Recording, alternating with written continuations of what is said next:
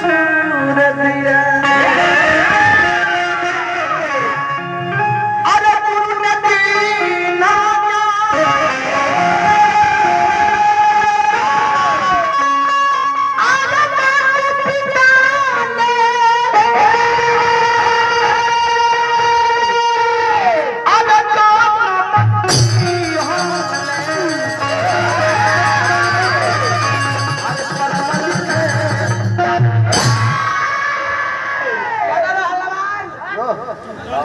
आज जॉब ऊपर से नीचे आई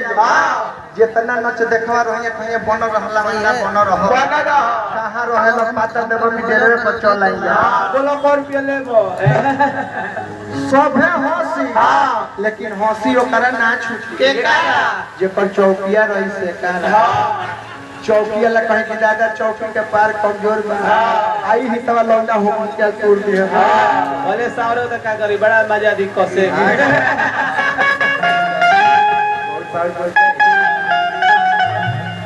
तो मानी लोग ना गाड़ी चमकते ले लो अरे धो लियो अभी लौंडा का सब खीन लोग ये धरती है कि लौंडा को लोग यही चोट पर मुखिया जी के है इनका मुखिया जी की तरफ से पुरस्कार बा नारायण जी कृपा कर रहा सब चेहरा चमकते अरे नूर का सहरा बजाओ रे बाबा कि चमकते अरे नूर का सहरा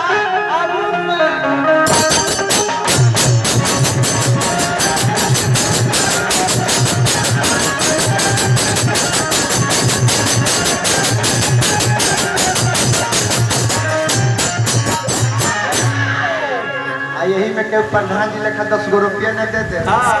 10 रुपया का प्रचार 10 मिनट पर पहले की जीन के हर बात जीन कदर दानों ओए बाबा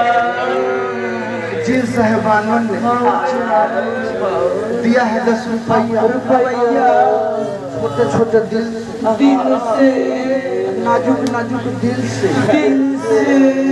लाहे लाहे दिल से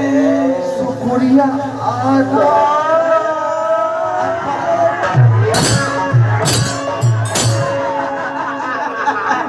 आइए ही पर नाच जमी तैयार 8 बजे भोर ले चलते हैं टूटबे ना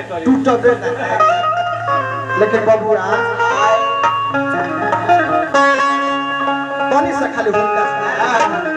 छाप छोड़ दी हां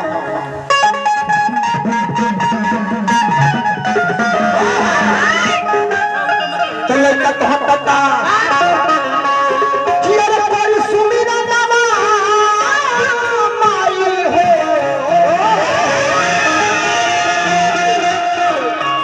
अरे पूछ ले जा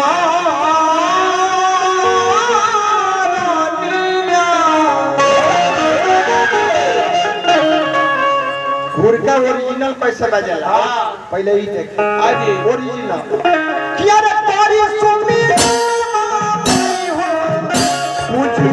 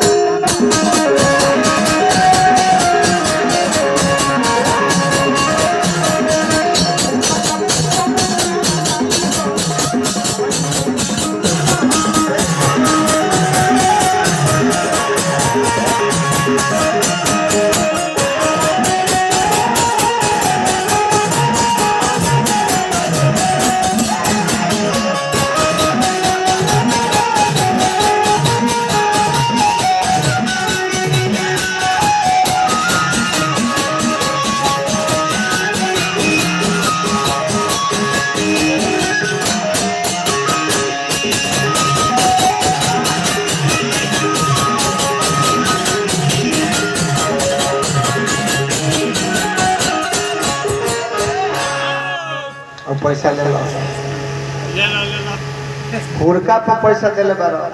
एक मतलब कि मार्केट में भी हो बा बानू गुडू भैया हाँ जी पूनम देवी विषमपुर के माध्यम से पुरस्कार नारायण जी कृपा बनल तो ई जन बजौनी है ये तो प्रधान जी पुरानका न हो ये ओरिजिनल हो लेकिन अब कोई सोनो गाना हो के डीजे पर ना बजी तो हिट नहीं ना कोई सोनो साउंड हो के उनका बक्सा पर डीजे नहीं खेली तो उनका बक्सा ठीक नहीं ना आज लोग अपना बक्सा पर डीजे लिखवा लेता आ एक भोर दौड़ा द्वार पर चले डीजे बजा के दिमाग खराब कर दे DJ DJ DJ DJ DJ आ यही पर जितना नायका लगा शुरू कर कहाँ भाई पहले नु डीजे है लेकिन हम पहले विजय चाचा के डीजे ना है जितना 60 वर्ष के ऊपर के पुरानिया बात